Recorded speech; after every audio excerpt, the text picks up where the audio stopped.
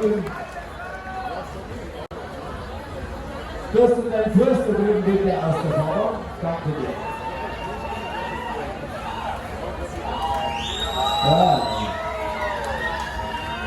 Diese Chance würde die Kunde noch.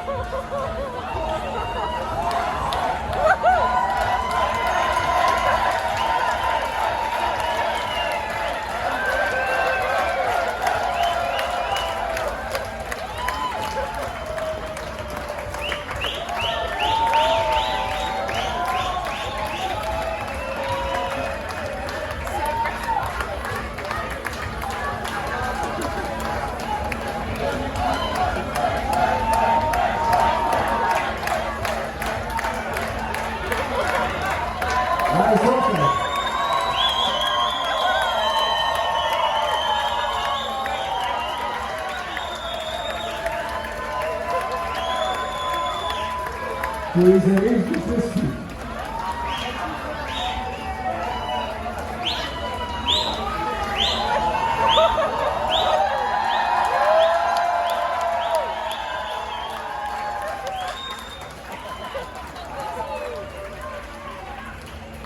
Das kann sich schnell vergehen. Du bist ja nichts mehr gut.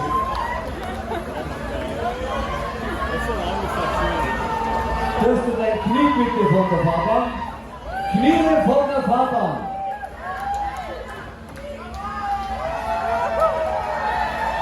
Runter, ganz oben. So.